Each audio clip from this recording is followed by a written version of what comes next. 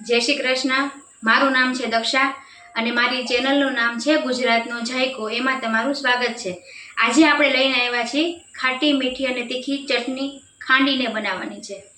તો જોઈએ આપણે એની રેસીપી। તીખા 2 મરચાં લીધા છે, થોડું આદું, 10 કળી લસણની લીધી છે, એ ઓપ્શનલ છે, 1 વાટકી સિંગદાણા, ધાણા, ખાંડ અને નિમક, અડધું લીંબુ।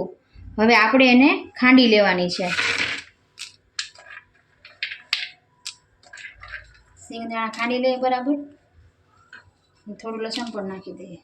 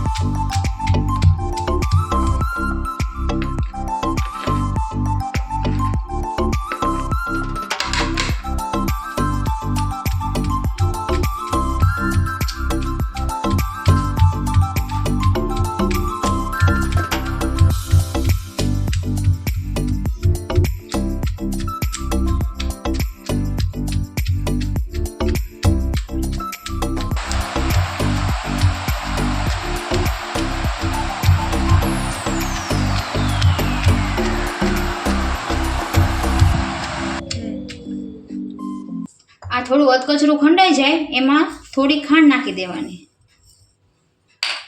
અને થોડુંક નિમક, પછી પાછું ખાંડી લેવાનું એટલે એક રસ થઈ જાય, આનું સરસ પાણી થઈ જાય। પછી પાછું 10 મિનિટ જેવું ખાંડી લેવાનું। આ ચટણીનો સ્વાદ ખૂબ જ સરસ આવે છે, ખાંડેલી ચટણી। અને આપણે જે મિક્સરમાં બનાવીએ છીએ એ એકદમ ગ્રેવી થઈ જાય છે। આ થોડું ખંડાઈ જાય પછી એમાં ધાણા એડ કરી દેવાના। ધાણાની દાંડલી પણ આપણે લીધેલી છે।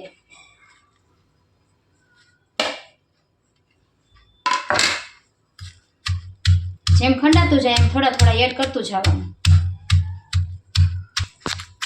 લાગે છે કે થોડીક વ્હાઈટ જેવી લાગે છે તો કાશ્મીરી મરચું 1 ચમચી એડ કરી દેવું, એનાથી કલર પણ સરસ લાગશે।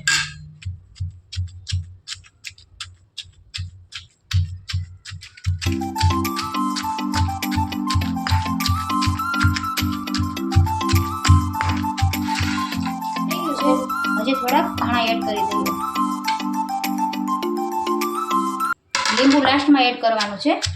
જો તમે લીંબુ આમાં નાખી દેશો સાથે તો પછી એના છાંટા ઉઠશે તમને, લીંબુ લાસ્ટમાં એડ કરવાનું। જો ખાંડનું અને નિમકનું બરાબર મસ્ત પાણી થઈ ગયું છે લચકા જેવું, હજી આને બરાબર ખાંડવું જોશે। અને સિંગદાણાને બદલે તમે દાળિયા પણ એડ કરી શકો। આ ચટણી અમને અમારા વારસામાં મળેલી છે, એ મારા દાદી સાસુએ અમને શીખવાડેલી છે। અને આ ચટણી ઢોકળા સાથે, રોટલી સાથે અને થેપલા સાથે પણ બહુ સરસ લાગે છે અને અમારા ઘરમાં બધાને બહુ જ ભાવે છે। તમે એકવાર જરૂરથી ટ્રાય કરજો। બહુ ચલો રેડી છે આપણી ચટણી। આપણે લીંબુ એડ કરશું આમાં। ખાટી, મીઠી અને તીખી, એટલી ટેસ્ટી।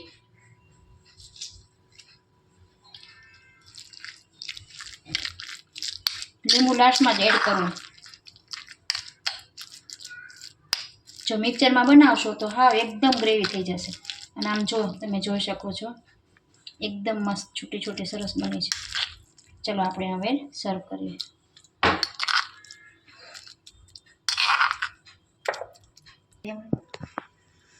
તૈયાર છે આ ખાટી, મીઠી અને તીખી સ્વાદિષ્ટ ચટણી। એકવાર તમે જરૂરથી ટ્રાય કરજો અને કેવી બની છે મને કમેન્ટમાં રિવ્યૂ આપજો। મારી ચેનલને લાઈક, શેર અને સબસ્ક્રાઈબ જરૂરથી કરજો। Thank you. જય શ્રી કૃષ્ણ।